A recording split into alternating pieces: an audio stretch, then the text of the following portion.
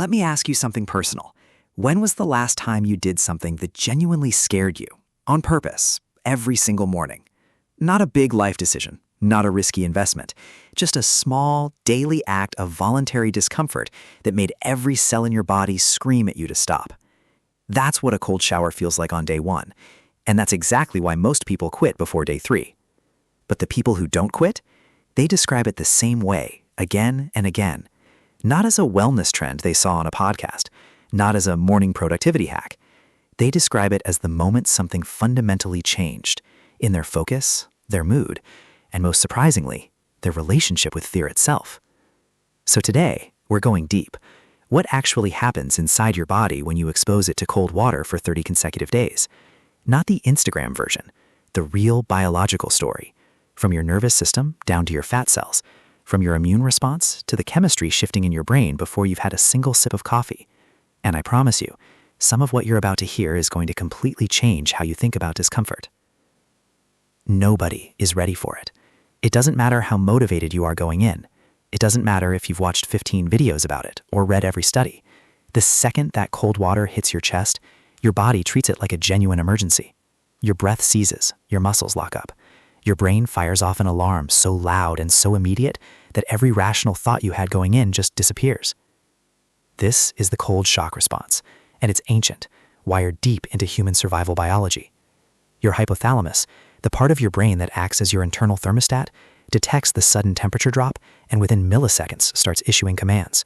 Constrict the blood vessels near the skin, redirect blood flow toward the vital organs, spike the heart rate, dump adrenaline into the bloodstream, prepare for threat.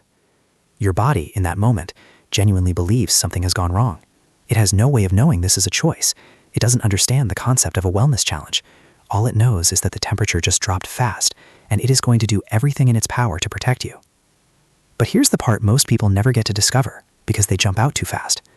Stay in for 10 more seconds, just 10, and something begins to shift. The chaos doesn't disappear, but it softens at the edges. Your breath finds a rhythm. The panic starts to reorganize into something else, something that feels electric rather than terrifying. A sharpness in your senses you honestly cannot remember experiencing before, like someone quietly turned the resolution up on everything around you. That feeling is not in your head. It's not willpower. It's biochemistry firing in real time. And it's exactly why, once people actually complete their first cold shower, they almost always come back. Inside your brain, cold exposure triggers an almost immediate release of two of the most powerful neurochemicals your body produces, norepinephrine and dopamine. Norepinephrine is your focus chemical.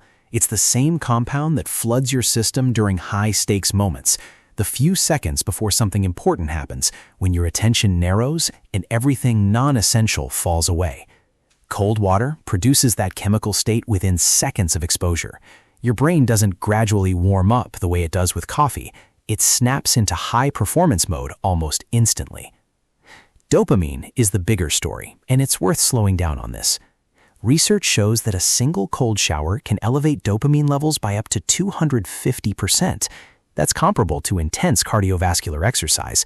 But here's what makes it different from almost every other dopamine trigger in modern life. It doesn't crash.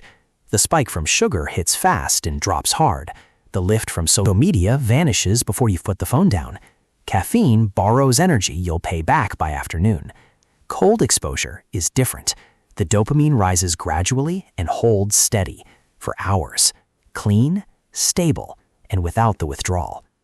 There's also a brain structure most people have never heard of called the locus ceruleus, the brain's blue spot. It sits deep in the brainstem, is the primary site of norepinephrine production. It governs mood regulation, sustained attention, and emotional resilience. Cold water stimulates it in a way very few activities reliably can.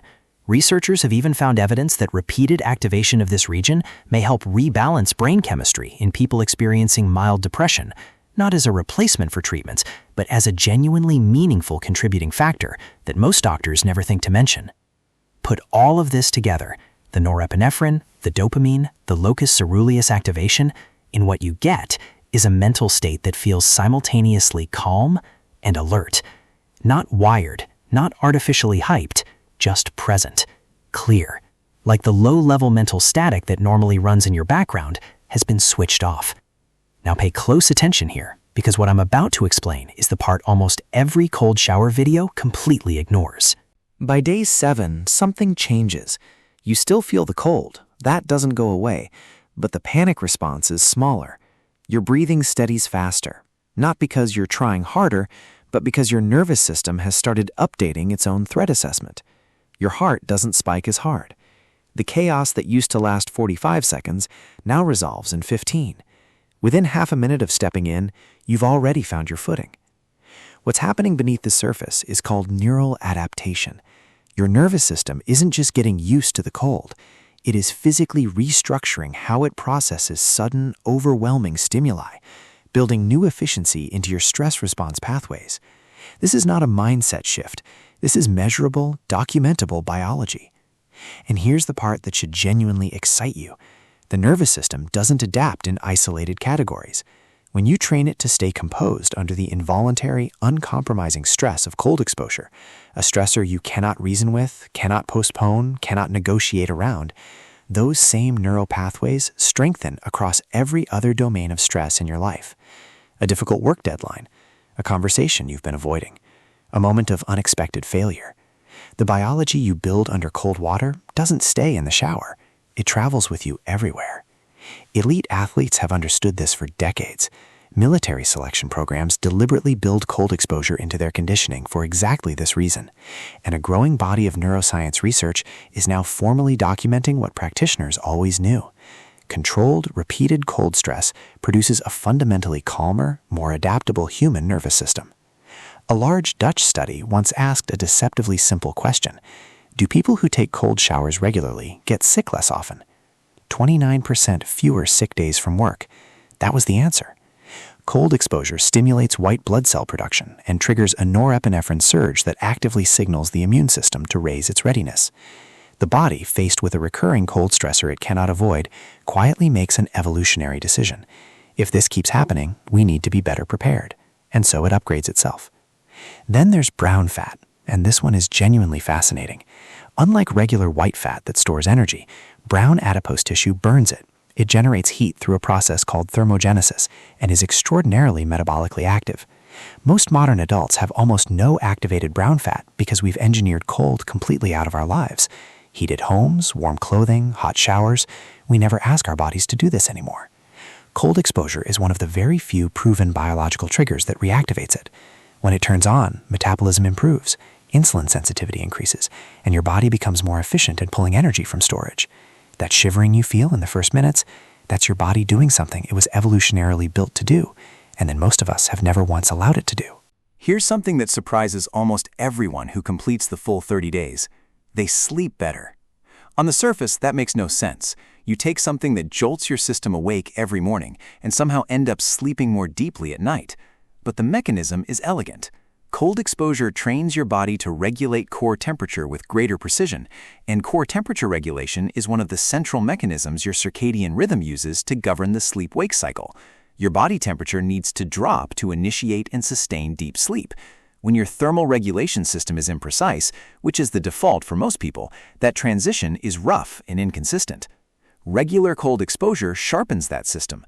On top of that, it progressively lowers your baseline cortisol, the chronic background stress hormone that keeps so many people in a state of low-level tension they've stopped even noticing.